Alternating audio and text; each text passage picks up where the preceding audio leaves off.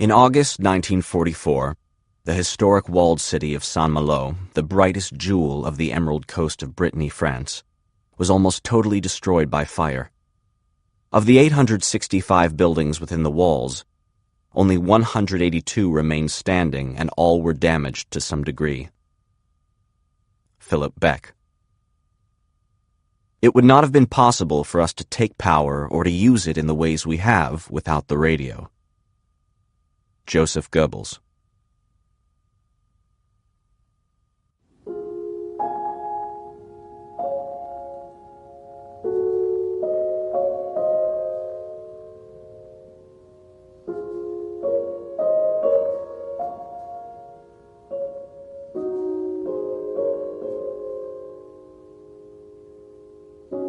Simon & Schuster Audio presents All the Light We Cannot See by Anthony Doerr. Read by Zach Appelman.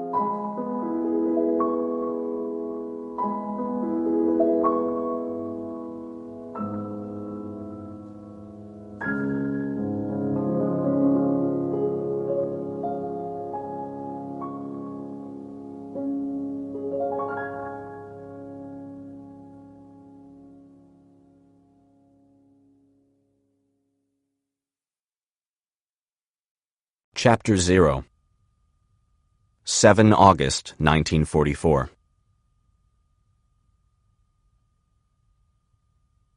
Leaflets.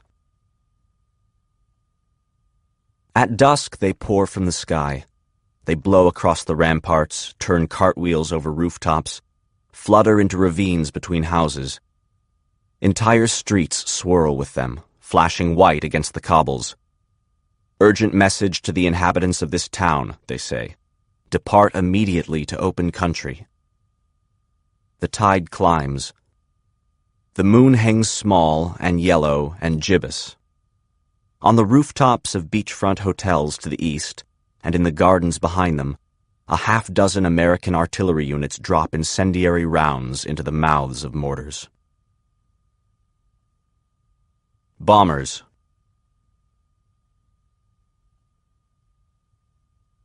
They cross the channel at midnight. There are 12, and they are named for songs. Stardust, and Stormy Weather, and In the Mood, and Pistol Packin' Mama. The sea glides along far below, spattered with the countless chevrons of whitecaps. Soon enough the navigators can discern the low moonlit lumps of islands ranged along the horizon. France. Intercoms crackle. Deliberately, almost lazily, the bombers shed altitude. Threads of red light ascend from anti-air emplacements up and down the coast. Dark, ruined ships appear, scuttled or destroyed, one with its bow shorn away, a second flickering as it burns. On an outermost island, panicked sheep run zigzagging between rocks. Inside each airplane, a bombardier peers through an aiming window and counts to 20. 4, 5, 6, 7. To the bombardiers, the walled city on its granite headland, drawing ever closer, looks like an unholy tooth, something black and dangerous, a final abscess to be lanced away.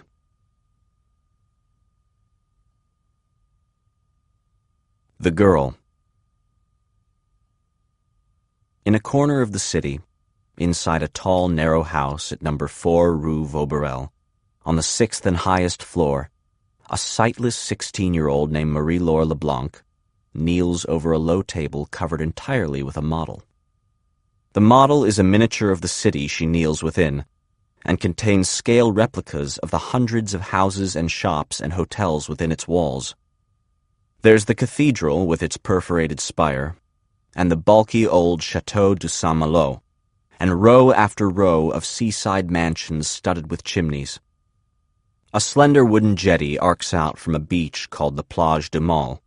A delicate reticulated atrium vaults over the seafood market. Minute benches, the smallest no larger than apple seeds, dot the tiny public squares. Marie-Laure runs her fingertips along the centimeter-wide parapet crowning the ramparts, drawing an uneven star shape around the entire model. She finds the opening atop the walls where 4 ceremonial cannons point to sea. Bastion de la Hollande, she whispers, and her fingers walk down a little staircase. Rue des Cordiers, Rue Jacques Cartier. In a corner of the room stand 2 galvanized buckets filled to the rim with water. Fill them up, her great-uncle has taught her, whenever you can. The bathtub on the 3rd floor, too. Who knows when the water will go out again? Her fingers travel back to the cathedral spire, south to the gate of Dinan. All evening she has been marching her fingers around the model, waiting for her great-uncle Etienne, who owns this house, who went out the previous night while she slept, and who has not returned. And now it is night again, another revolution of the clock, and the whole block is quiet, and she cannot sleep. She can hear the bombers when they are 3 miles away. A mounting static. The hum inside a seashell. When she opens the bedroom window, the noise of the airplanes becomes louder. Otherwise, the night is dreadfully silent. No engines, no voices, no clatter. No sirens, no footfalls on the cobbles. Not even gulls. Just a high tide 1 block away and 6 stories below, lapping at the base of the city walls. And something else.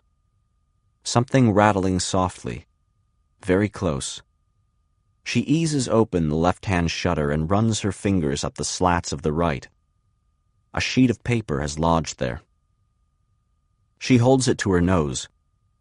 It smells of fresh ink. Gasoline, maybe. The paper is crisp. It has not been outside long. Marie-Laure hesitates at the window in her stocking feet, her bedroom behind her, seashells arranged along the top of the armoire, pebbles along the baseboards. Her cane stands in the corner. Her big Braille novel waits face down on the bed. The drone of the airplanes grows.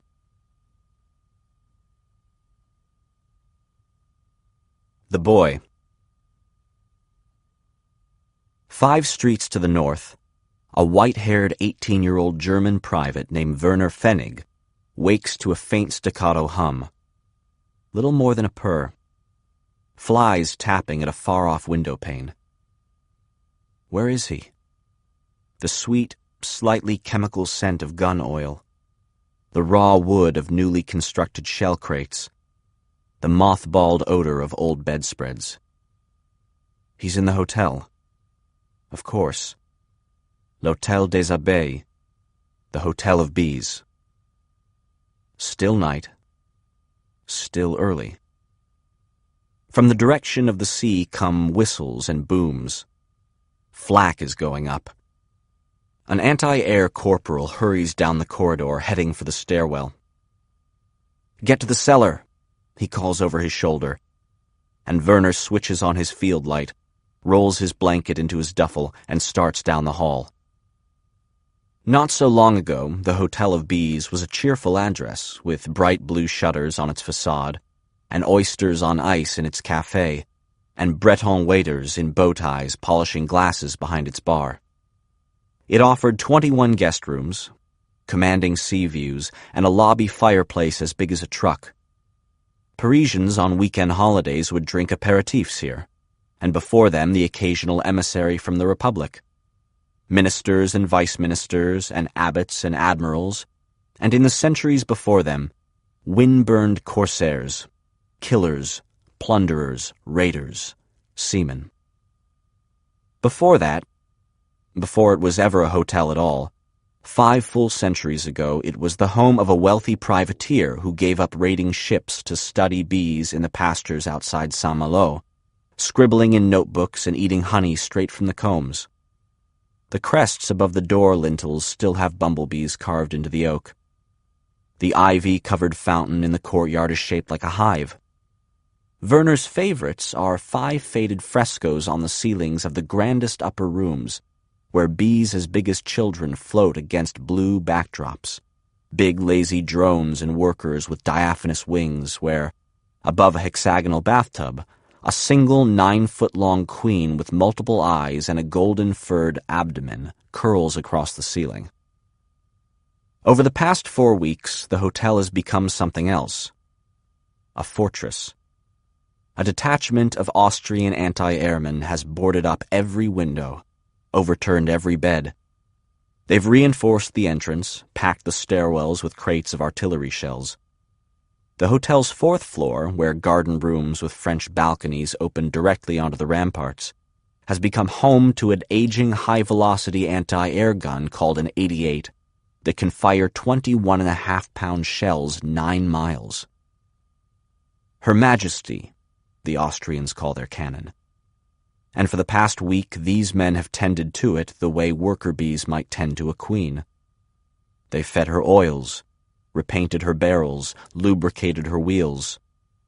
They've arranged sandbags at her feet like offerings. The royal Acht Acht, a deathly monarch meant to protect them all. Werner's in the stairwell, halfway to the ground floor, when the 88 fires twice in quick succession. It's the first time he's heard the gun at such close range, and it sounds as if the top half of the hotel has torn off. He stumbles and throws his arms over his ears. The walls reverberate all the way down to the foundation, then back up.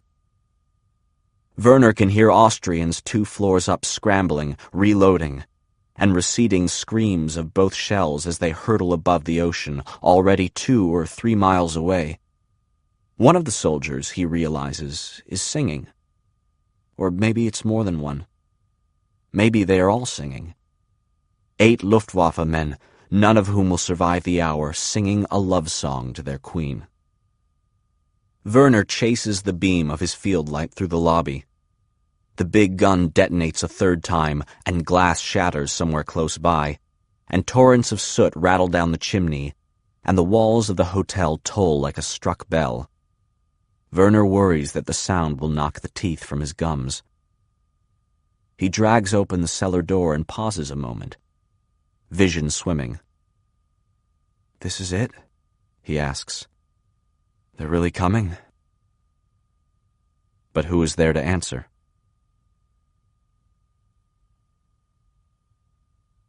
Saint-Malo.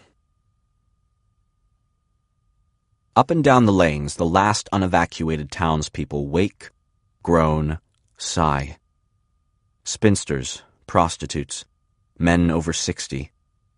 Procrastinators, collaborators, disbelievers, drunks. Nuns of every order. The poor, the stubborn, the blind. Some hurry to bomb shelters. Some tell themselves it is merely a drill. Some linger to grab a blanket, or a prayer book, or a deck of playing cards. D-Day was 2 months ago. Cherbourg has been liberated. Caen liberated. Rennes, too. Half of western France is free. In the east, the Soviets have retaken Minsk. The Polish Home Army is revolting in Warsaw. A few newspapers have become bold enough to suggest that the tide has turned. But not here. Not this last citadel on the edge of the continent, this final German strongpoint on the Breton coast. Here, people whisper, the Germans have renovated 2 kilometers of subterranean corridors under the medieval walls.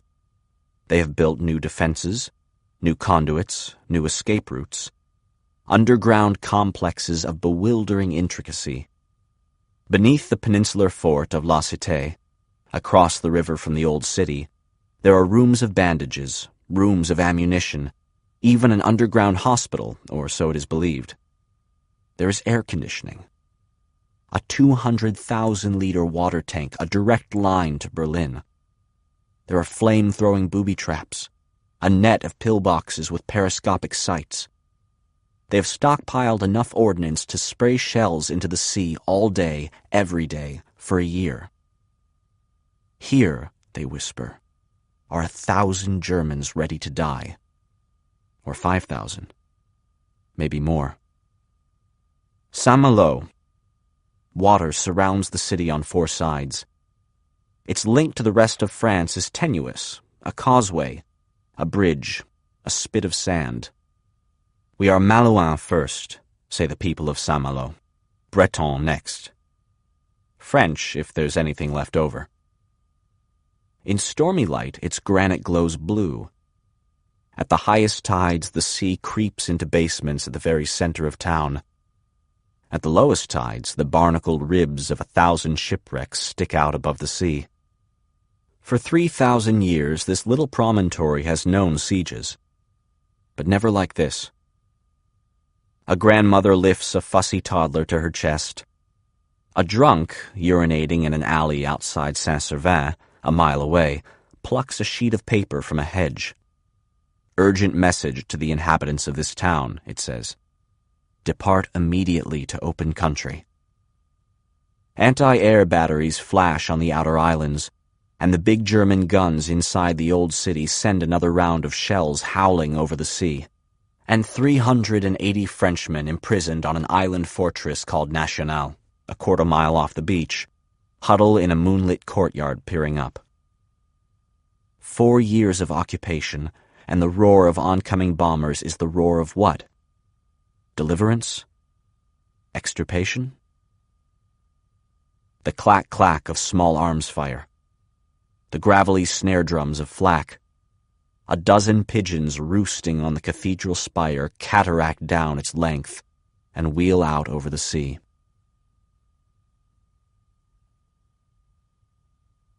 Number 4 Rue Vauberel.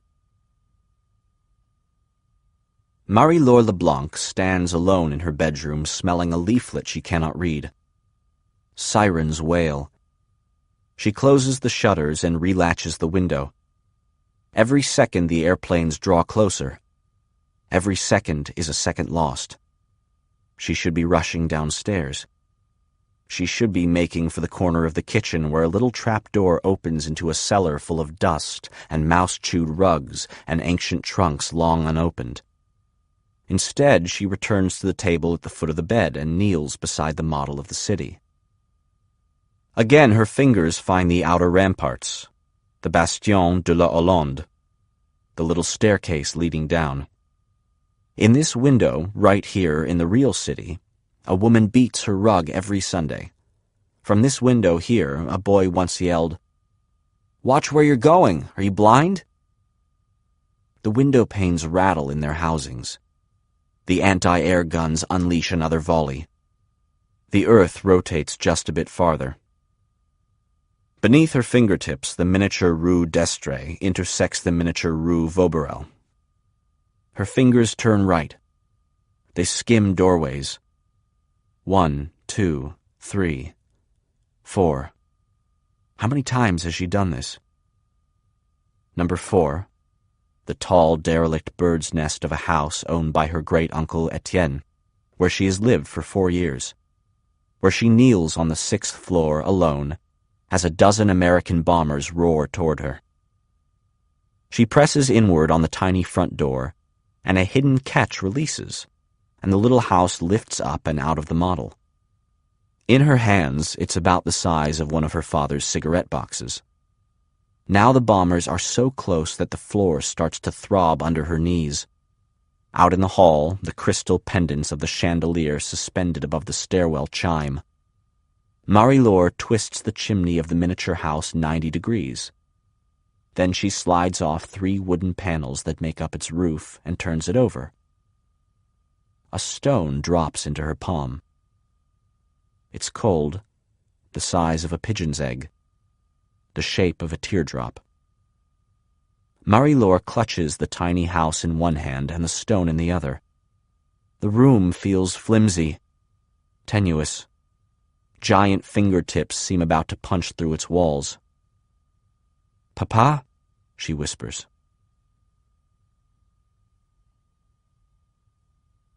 Cellar. Beneath the lobby of the Hotel of Bees, a corsair's cellar has been hacked out of the bedrock. Behind crates and cabinets and pegboards of tools, the walls are bare granite. 3 massive hand-hewn beams, hauled here from some ancient Breton forest, and craned into place centuries ago by teams of horses, hold up the ceiling. A single light bulb casts everything in a wavering shadow. Werner Pfennig sits on a folding chair in front of a workbench, checks his battery level, and puts on headphones. The radio is a steel-cased two-way transceiver with a 1.6-meter band antenna. It enables him to communicate with a matching transceiver upstairs, with two other anti-air batteries inside the walls of the city, and with the underground garrison command across the river mouth.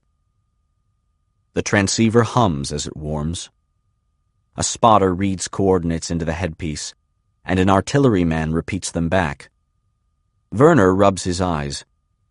Behind him, confiscated treasures are crammed to the ceiling. Rolled tapestries, grandfather clocks, armoires, the giant landscape paintings crazed with cracks.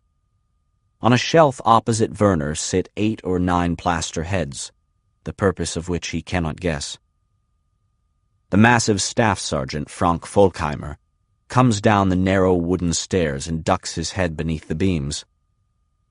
He smiles gently at Werner and sits in a tall-backed armchair upholstered in golden silk with his rifle across his huge thighs, where it looks like little more than a baton. Werner says, "It's starting?" Folkheimer nods. He switches off his field light and blinks his strangely delicate eyelashes in the dimness. "How long will it last?" "Not long.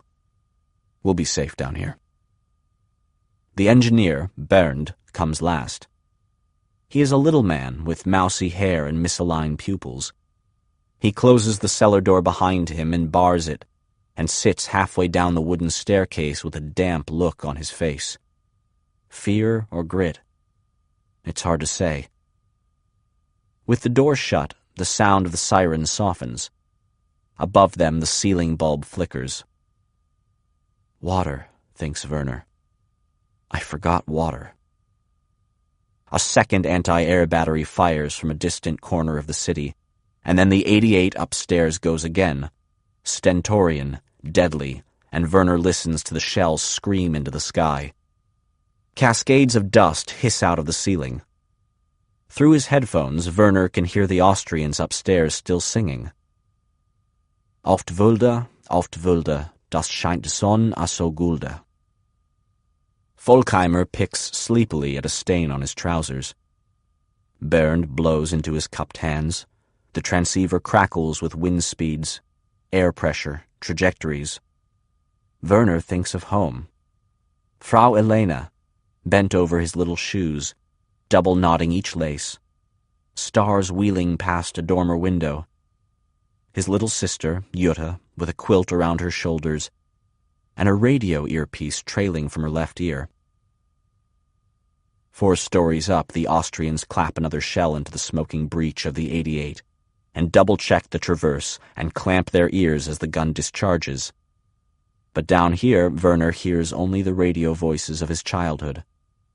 The goddess of history looked down to earth. Only through the hottest fires can purification be achieved.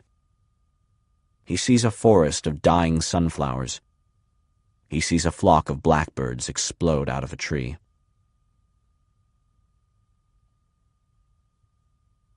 Bombs away.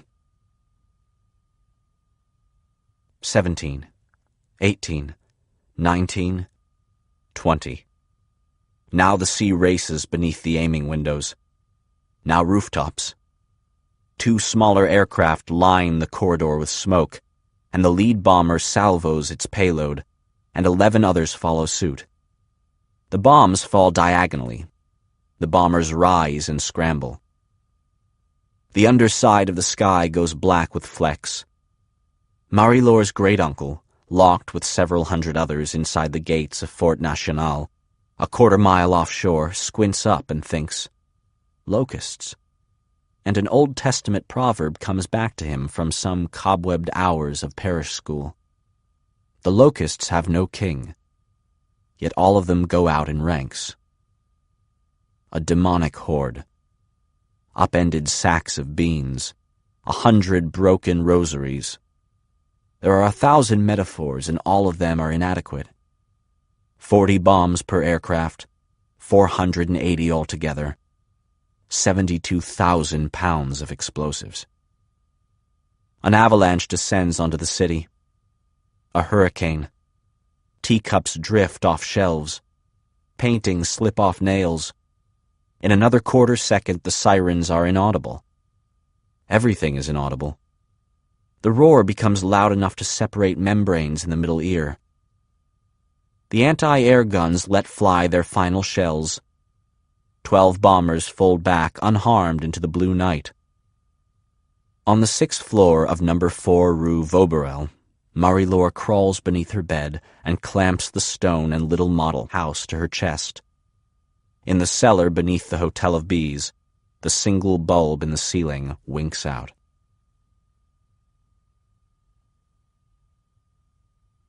Chapter 1, 1934. Muséum National d'Histoire Naturelle. Marie-Laure Leblanc is a tall, freckled 6-year-old in Paris with rapidly deteriorating eyesight when her father sends her on a children's tour of the museum where he works. The guide is a hunchbacked old warder, hardly taller than a child himself. He raps the tip of his cane against the floor for attention, then leads his dozen charges across the gardens to the galleries. The children watch engineers use pulleys to lift a fossilized dinosaur femur. They see a stuffed giraffe in a closet, patches of hide wearing off its back. They peer into taxidermists' drawers full of feathers and talons and glass eyeballs. They flip through 200-year-old herbarium sheets bedecked with orchids and daisies and herbs. Eventually, they climb 16 steps into the gallery of mineralogy. The guide shows them agate from Brazil and violet amethysts, and a meteorite on a pedestal that he claims is as ancient as the solar system itself. Then he leads them single file down 2 twisting staircases and along several corridors, and stops outside an iron door with a single keyhole. "End of tour," he says. A girl says, "But what's through there?" "Behind this door is another locked door, slightly smaller." "And what's behind that?" "A third locked door, smaller yet." "What's behind that?" "A fourth door, and a fifth, on and on until you reach a 13th, a little locked door no bigger than a shoe." The children lean forward. "And then?" "Behind the 13th door," the guide flourishes one of his impossibly wrinkled hands, "is the Sea of Flames." Puzzlement. Fidgeting. "Come now, you've never heard of the Sea of Flames?" The children shake their heads. Marie-Laure squints up at the naked bulbs strung in 3-yard intervals along the ceiling. Each sets a rainbow-colored halo rotating in her vision. The guide hangs his cane on his wrist and rubs his hands together. "It's a long story. Do you want to hear a long story?" They nod. He clears his throat. "Centuries ago, in the place we now call Borneo, a prince plucked a blue stone from a dry riverbed because he thought it was pretty. But on the way back to his palace, the prince was attacked by men on horseback and stabbed in the heart." "Stabbed in the heart?" "Is this true?" A boy says, "Hush." "The thieves stole his rings, his horse, everything. But because the little blue stone was clenched in his fist, they did not discover it, and the dying prince managed to crawl home. Then he fell unconscious for 10 days. On the 10th day, to the amazement of his nurses, he sat up, opened his hand, and there was the stone. The Sultan's doctors said it was a miracle, that the prince never should have survived such a violent wound. The nurses said the stone must have healing powers. The Sultan's jewelers said something else. They said the stone was the largest raw diamond anyone had ever seen. Their most gifted stonecutter spent 80 days faceting it, and when he was done, it was a brilliant blue, the blue of tropical seas. but it had a touch of red at its center, like flames inside a drop of water. The Sultan had the diamond fitted into a crown for the prince, and it was said that when the young prince sat on his throne and the sun hit him just so, he became so dazzling that visitors could not distinguish his figure from light itself. "Are you sure this is true?" asks a girl. "Hush," says the boy. The stone came to be known as the Sea of Flames. Some believed the prince was a deity, that as long as he kept the stone he could not be killed. But something strange began to happen. The longer the prince wore the crown, the worse his luck became. In a month, he lost a brother to drowning, and a second brother to snakebite. Within 6 months, his father died of disease. To make matters even worse, the Sultan's scouts announced that a great army was gathering to the east. The prince called together his father's advisers. All said he should prepare for war. All but one, a priest who said he'd had a dream. In the dream, the goddess of the earth told him that she'd made the Sea of Flames as a gift for her lover, the god of the sea, and was sending the jewel to him through the river. But when the river dried up and the prince plucked it out, the goddess became enraged. She cursed the stone and whoever kept it. Every child leans forward, Marie-Laure along with them. The curse was this: the keeper of the stone would live forever, but so long as he kept it, misfortunes would fall on all those he loved one after another in unending rain. Live forever? But if the keeper threw the diamond into the sea, thereby delivering it to its rightful recipient, the goddess would lift the curse. So the prince, now Sultan, thought for 3 days and 3 nights and finally decided to keep the stone. It had saved his life. He believed it made him indestructible. He had the tongue cut out of the priest's mouth. "Ouch," says the youngest boy. "Big mistake," says the tallest girl. "The invaders came," says the warder, "and destroyed the palace and killed everyone they found, and the prince was never seen again. And for 200 years no one heard any more about the Sea of Flames. Some said the stone was recut into many smaller stones. Others said the prince still carried the stone, that he was in Japan or Persia, that he was a humble farmer, that he never seemed to grow old. And so the stone fell out of history, until one day when a French diamond trader, during a trip to the Golconda mines in India, was shown a massive pear-cut diamond, 133 carats, near perfect clarity, as big as a pigeon's egg, he wrote, and as blue as the sea, but with a flare of red at its core. He made a casting of the stone and sent it to a gem-crazy duke in Lorraine, warning him of the rumors of a curse. But the duke wanted the diamond very badly. So the trader brought it to Europe, and the duke fitted it into the end of a walking stick and carried it everywhere. Uh-oh. Within a month, the Duchess contracted a throat disease. 2 of their favorite servants fell off of the roof and broke their necks. Then the Duke's only son died in a riding accident. Though everyone said the Duke himself had never looked better, he became afraid to go out, afraid to accept visitors. Eventually, he was so convinced that his stone was the accursed Sea of Flames that he asked the king to shut it up in his museum on the conditions that it be locked deep inside a specially built vault, and the vault not be opened for 200 years. And 196 years have passed. All the children remain quiet a moment. Several do math on their fingers. Then they raise their hands as one. Can we see it? No. Not even open the first door? No. Have you seen it? I have not. So how do you know it's really there? You have to believe the story. How much is it worth, monsieur? Could it buy the Eiffel Tower?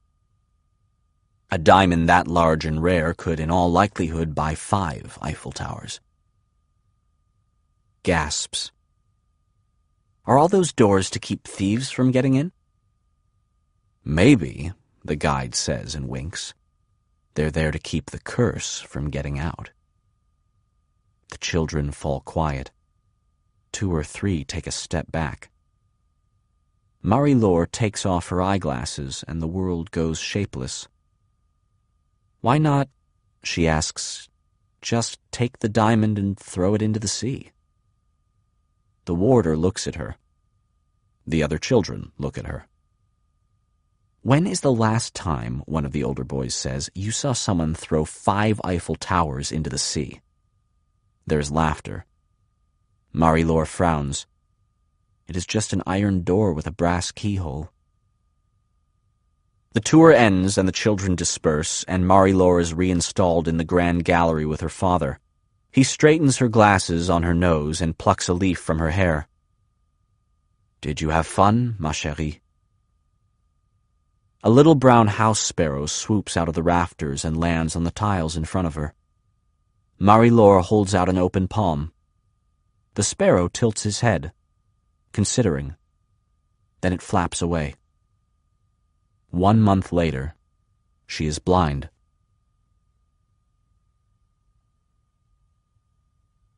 Solverein. Werner Pfennig grows up 300 miles northeast of Paris in a place called Solverein, a 4,000-acre coal mining complex outside Essen, Germany. It's steel country, anthracite country, a place full of holes. Smokestacks fume and locomotives trundle back and forth on elevated conduits, and leafless trees stand atop slag heaps like skeleton hands shoved up from the underworld. Werner and his younger sister, Jutta, are raised at Children's House, a clinker-brick 2-story orphanage on Victoriastrasse, whose rooms are populated with the coughs of sick children and the crying of newborns and battered trunks inside which drowse the last possessions of deceased parents. Patchwork dresses, tarnished wedding cutlery, faded ambrotypes of fathers swallowed by the mines. Werner's earliest years are the leanest. Men brawl over jobs outside the Solverein gates, and chicken eggs sell for 2 million Reichsmarks apiece. And rheumatic fever stalks Children's House like a wolf. There is no butter or meat. Fruit is a memory. Some evenings during the worst months, all the house directress has to feed her dozen wards are cakes made from mustard powder and water. But 7-year-old Werner seems to float. He is undersized and his ears stick out and he speaks with a high, sweet voice. The whiteness of his hair stops people in their tracks. Snowy, milky, chalky. A color that is the absence of color. Every morning he ties his shoes, packs newspapers inside his coat as insulation against the cold, and begins interrogating the world. He captures snowflakes, tadpoles, hibernating frogs. He coaxes bread from bakers with none to sell. He regularly appears in the kitchen with fresh milk for the babies. He makes things, too. Paper boxes, crude biplanes, toy boats with working rudders. Every couple of days, he'll startle the directress with some unanswerable query.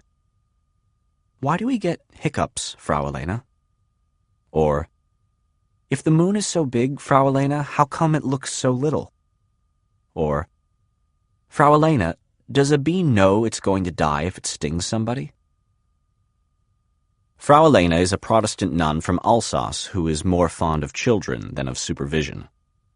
She sings French folk songs in a screechy falsetto, harbors a weakness for sherry, and regularly falls asleep standing up. Some nights she lets the children stay up late while she tells them stories in French about her girlhood cozied up against mountains, snow 6 feet deep on rooftops, town criers and creeks smoking in the cold, and frost-dusted vineyards. A Christmas carol world. Can deaf people hear their heartbeat, Frau Elena? Why doesn't glue stick to the inside of the bottle, Frau Elena? She'll laugh. She'll tousle Werner's hair. She'll whisper, "They'll say you're too little, Werner, that you're from nowhere, that you shouldn't dream big. But I believe in you. I think you'll do something great." Then she'll send him up to the little cot he has claimed for himself in the attic, pressed up beneath the window of a dormer. Sometimes he and Jutta draw.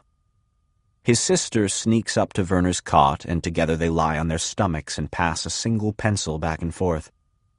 Jutta, though she is 2 years younger, is the gifted one.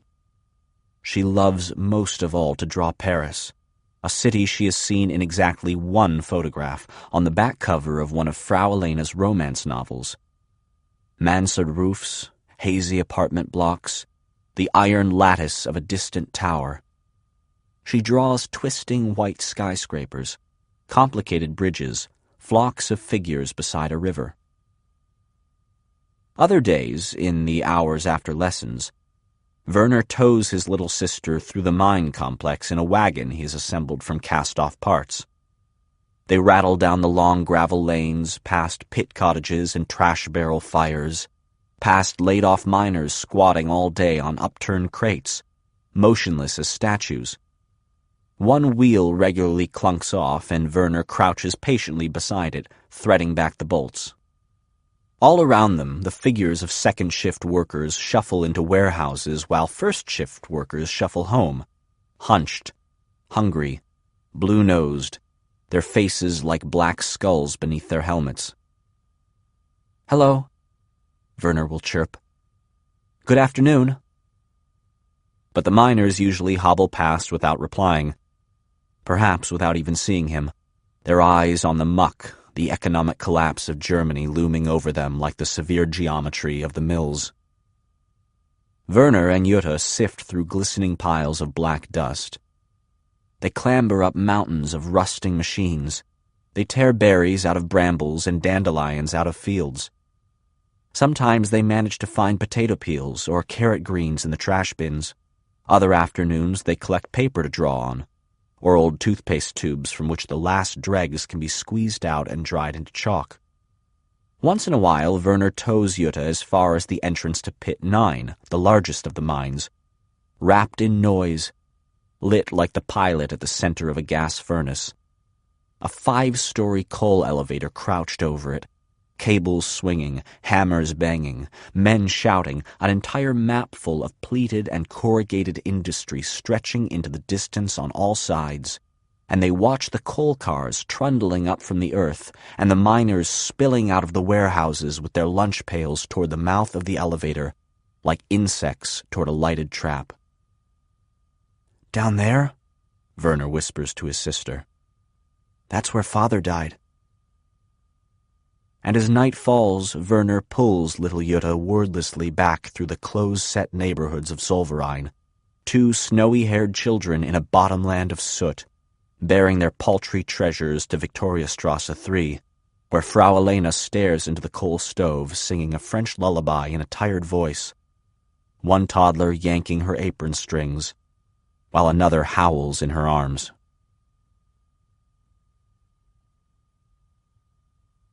Key pound. Congenital cataracts. Bilateral. Irreparable. "Can you see this?" asks the doctors. "Can you see this?" Marie-Laure will not see anything for the rest of her life. Spaces she once knew as familiar, the 4-room flat she shares with her father, the little tree-lined square at the end of their street, have become labyrinths bristling with hazards. Drawers are never where they should be. The toilet is an abyss.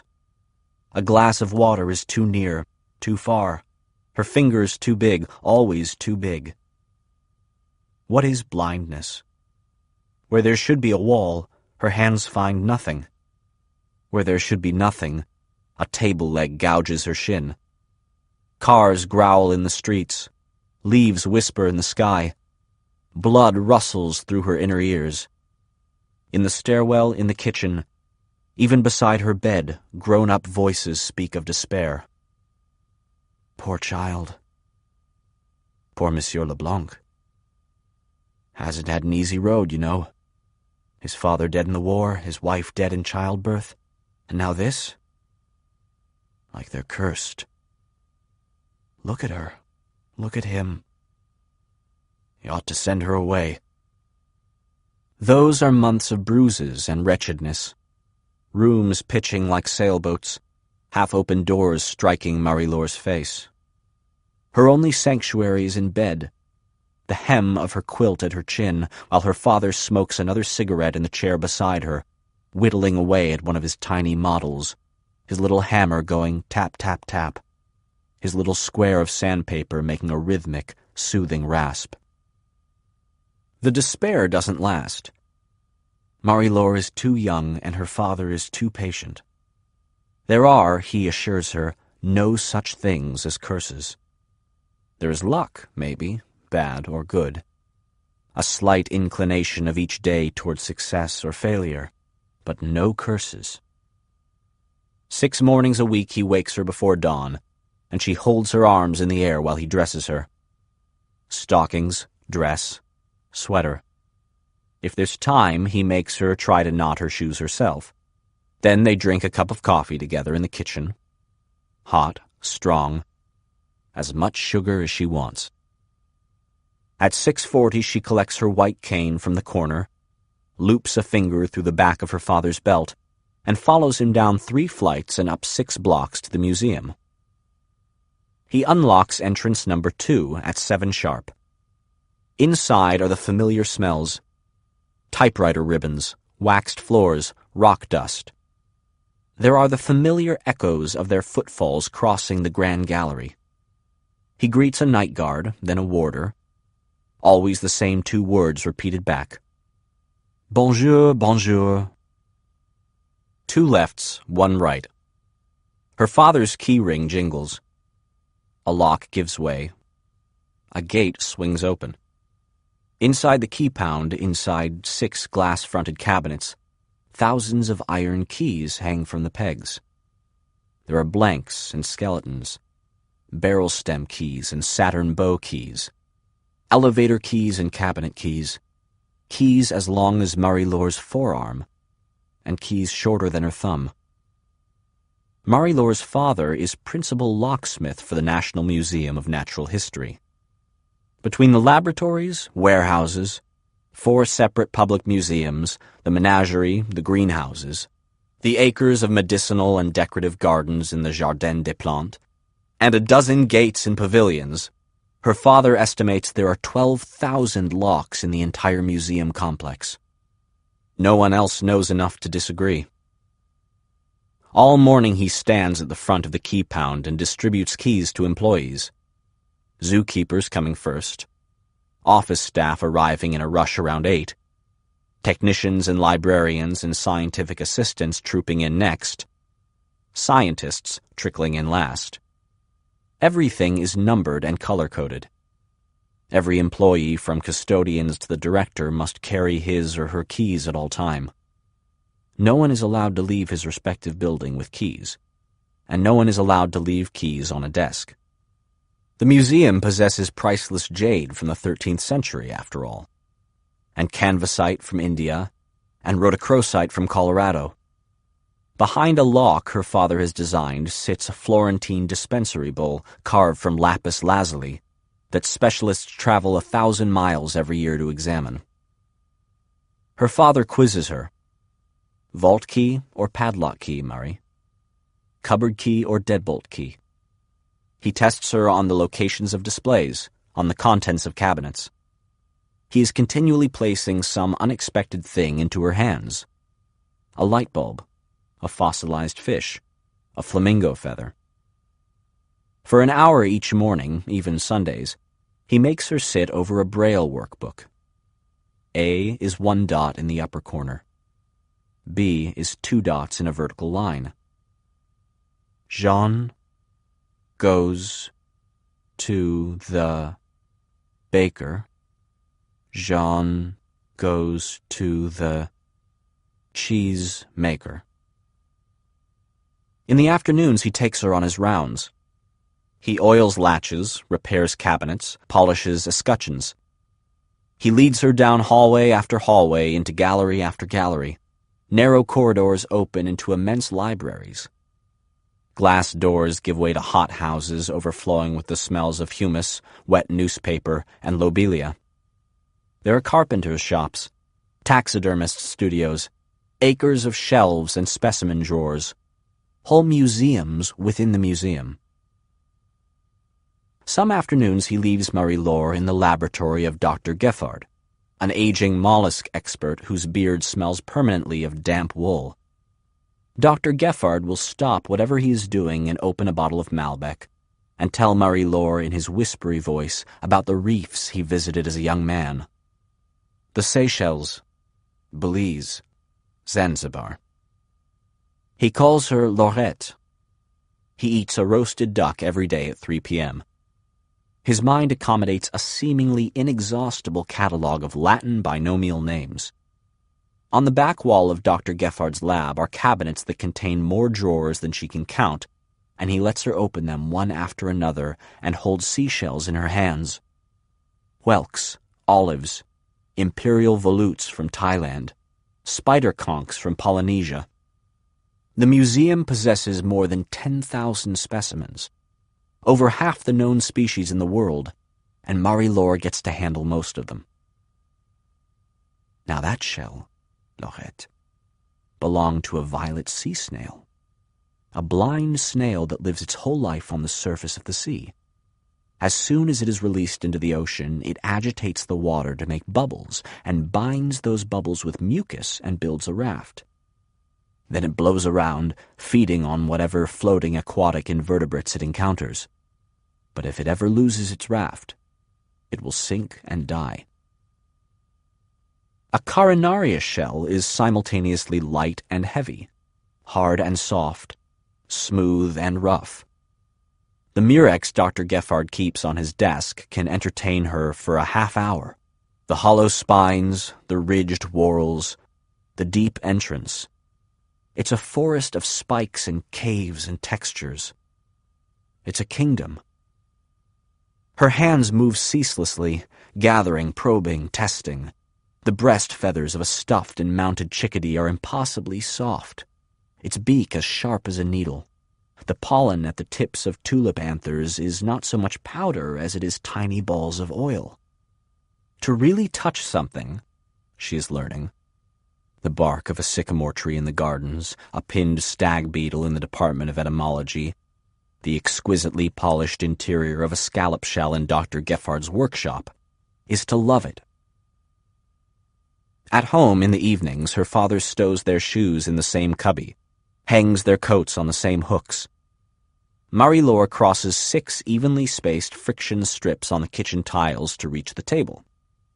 She follows a strand of twine he has threaded from the table to the toilet. He serves dinner on a round plate and describes the locations of different foods by the hands of a clock. Potatoes at 6 o'clock, ma chérie. Mushrooms at 3. Then he lights a cigarette and goes to work on his miniatures at a workbench in the corner of the kitchen. He is building a scale model of their entire neighborhood. The tall windowed houses, the rain gutters, the laverie and boulangerie, and the little place at the end of the street with its 4 benches and 10 trees. On warm nights, Marie-Laure opens her bedroom window and listens to the evening as it settles over the balconies and gables and chimneys, languid and peaceful, until the real neighborhood and the miniature one get mixed up in her mind. Tuesdays, the museum is closed. Marie-Laure and her father sleep in. They drink coffee thick with sugar. They walk to the Panthéon, or to a flower market, or along the Seine. Every so often they visit the bookshop. He hands her a dictionary, a journal, a magazine full of photographs. How many pages, Marie-Laure? She runs a nail along the edge. 52? 705? 139? He sweeps her hair back from her ears. He swings her above his head. He says she is his émerveillement. He says he will never leave her. Not in a million years.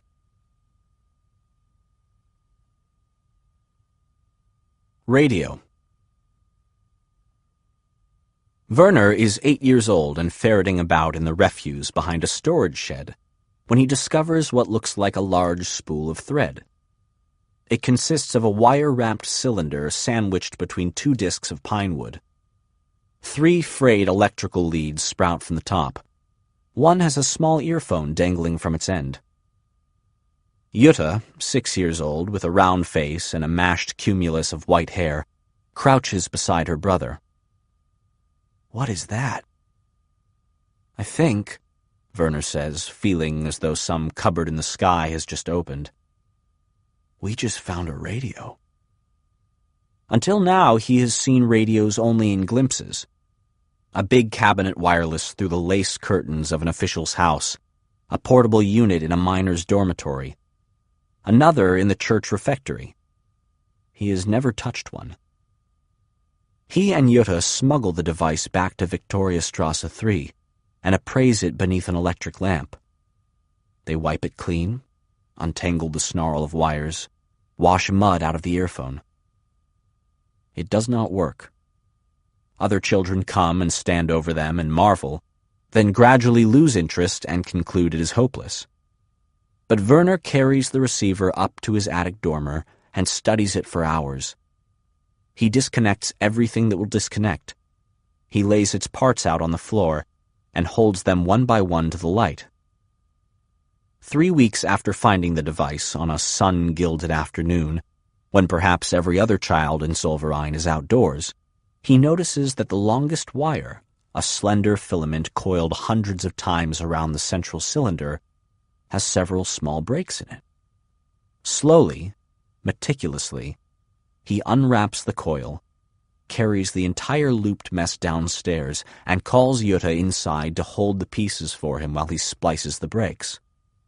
Then he rewraps it.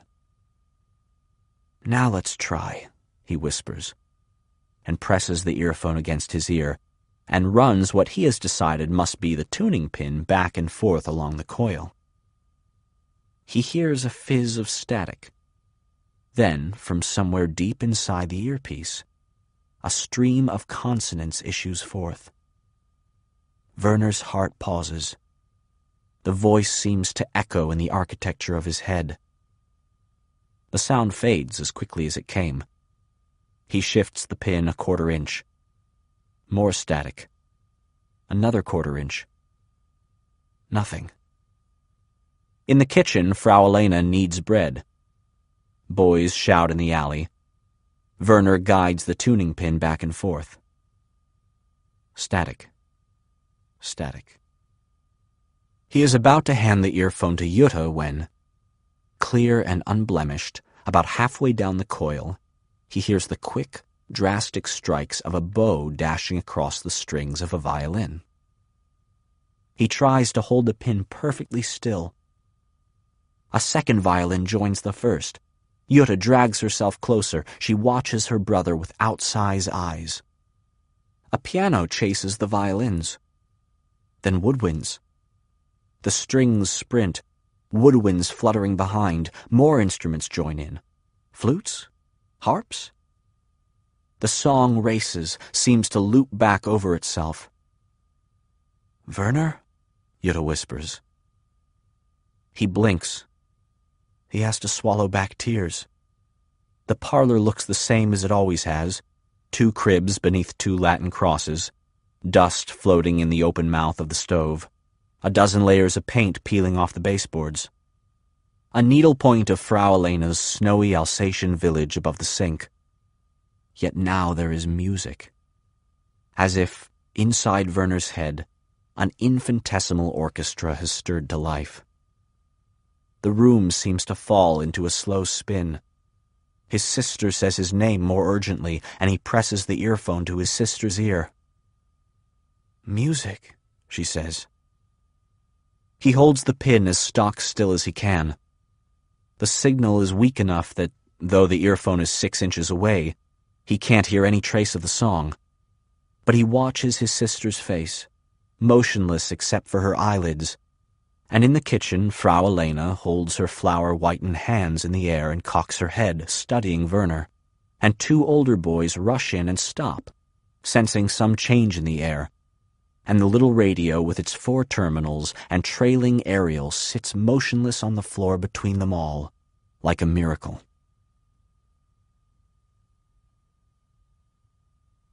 Take us home.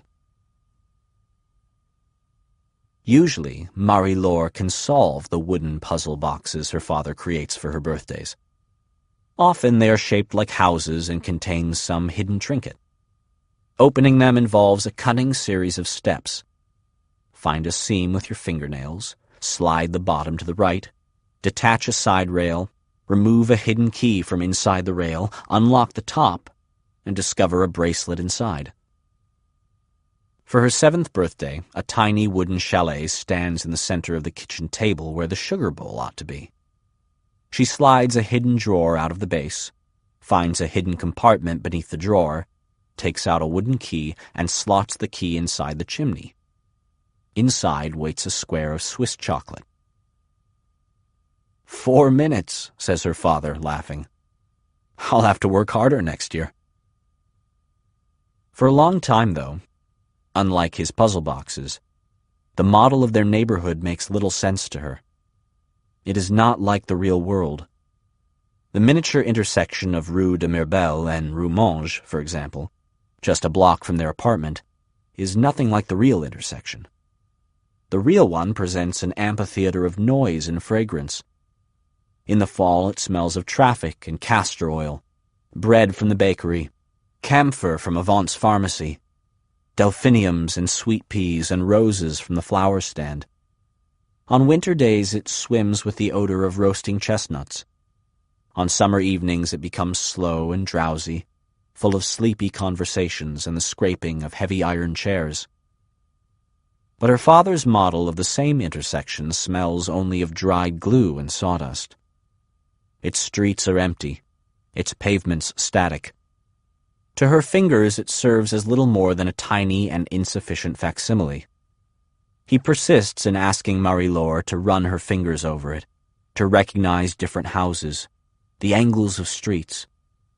And one cold Tuesday in December, when Marie-Laure has been blind for over a year, her father walks her up to Rue Cuvier, to the edge of the Jardin des Plantes. Here, ma chérie, is the path we take every morning.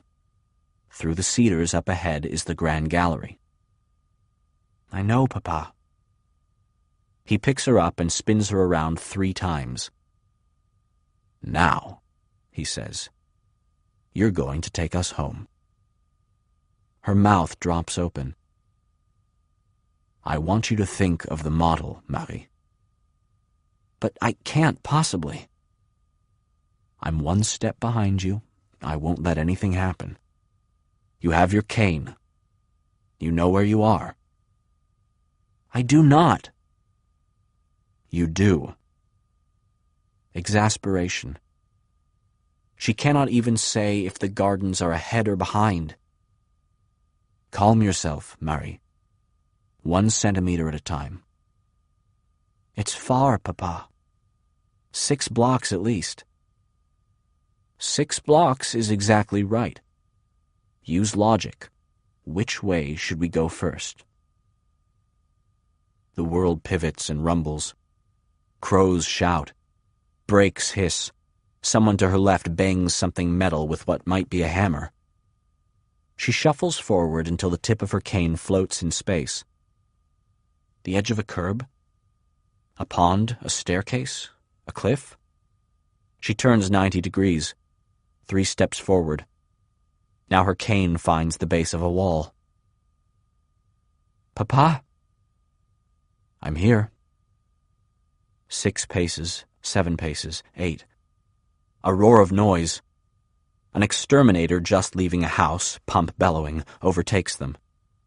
12 paces farther on, The bell tied around the handle of a shop door rings, and 2 women come out, jostling her as they pass. Marie-Laure drops her cane. She begins to cry. Her father lifts her, holds her to his narrow chest. "It's so big," she whispers. "You can do this, Marie." She cannot.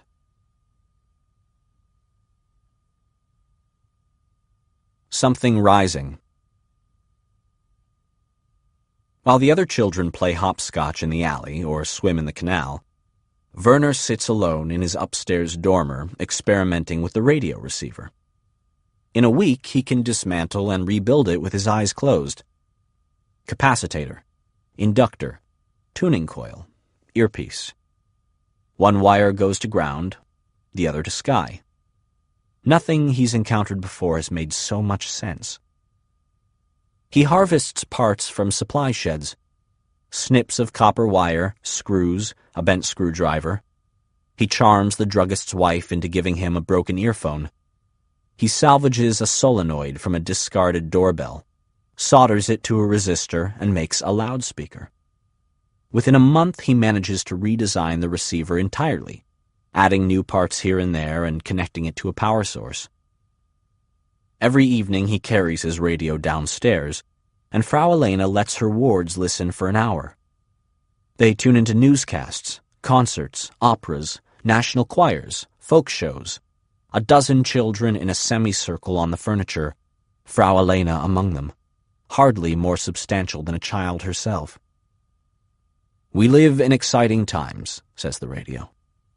"We make no complaints. We will plant our feet firmly in our earth, and no attack will ever move us." The older girls like musical competitions, radio gymnastics, a regular spot called Seasonal Tips for Those in Love that make the younger children squeal. The boys like plays, news bulletins, martial anthems. Jutta likes jazz. Werner likes everything.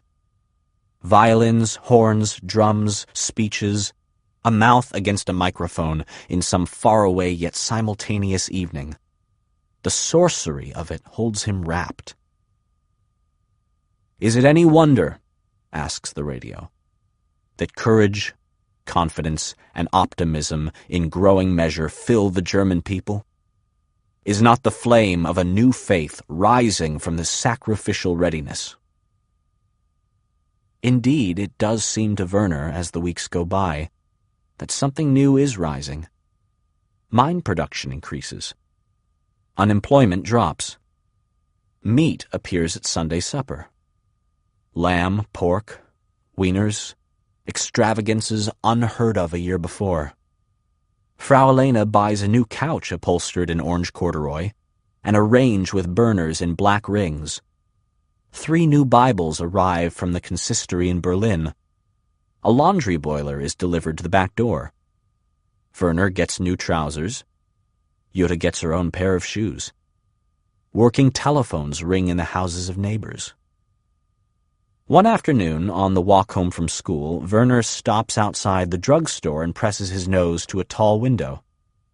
5 dozen-inch-tall stormtroopers march there, each toy man with a brown shirt and a tiny red armband, some with flutes, some with drums, a few officers astride glossy black stallions. Above them, suspended from a wire, a tin-plate clockwork aquaplane with wooden pontoons and a rotating propeller makes an electric, hypnotizing orbit. Werner studies it through the glass for a long time, trying to understand how it works. Night falls. Autumn in 1936, and Werner carries the radio downstairs and sets it on the sideboard, and the other children fidget in anticipation. The receiver hums as it warms. Werner steps back, hands in pockets. From the loudspeaker, a children's choir sings, "We hope only to work and work and work, to go to glorious work for the country." Then a state-sponsored play out of Berlin begins. A story of invaders sneaking into a village at night. All 12 children sit riveted. In the play, the invaders pose as hook-nosed department store owners, crooked jewelers, dishonorable bankers. They sell glittering trash. They drive established village businessmen out of work. Soon they plot to murder German children in their beds. Eventually, a vigilant and humble neighbor catches on. Police are called. Big, handsome-sounding policemen with splendid voices. They break down the doors. They drag the invaders away. A patriotic march plays. Everyone is happy again.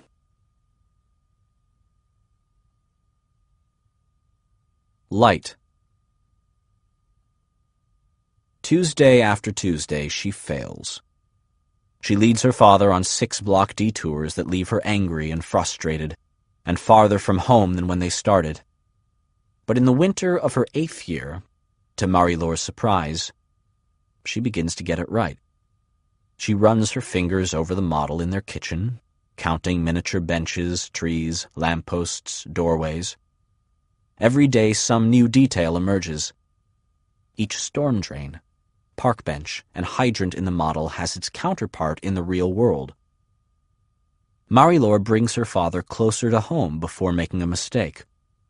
4 blocks, 3 blocks, 2. And one snowy Tuesday in March, when he walks her to yet another new spot very close to the banks of the Seine, spins her around 3 times and says, "Take us home," she realizes that, for the first time since they began this exercise, dread has not come trundling up from her gut. Instead, she squats on her heels on the sidewalk. The faintly metallic smell of the falling snow surrounds her. Calm yourself. Listen. Cars splash along the street, and snowmelt drums through the runnels.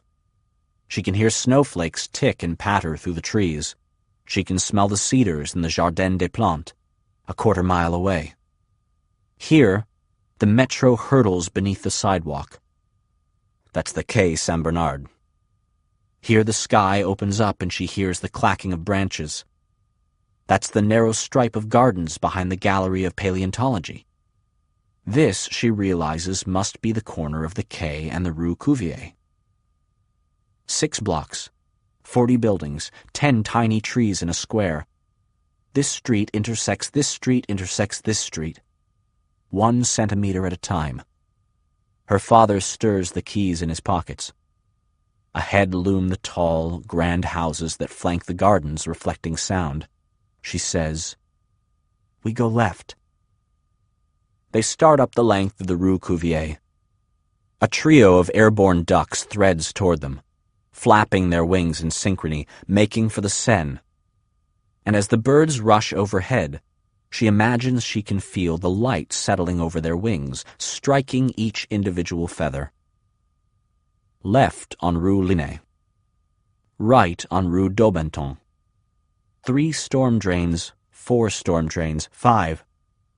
Approaching on the left will be the open ironwork fence of the Jardin des Plantes, its thin spars like the bars of a great bird cage. Across from her now, the bakery, the butcher, the delicatessen. Safe to cross, Papa? It is. Right, then straight. They walk up their street now, she is sure of it.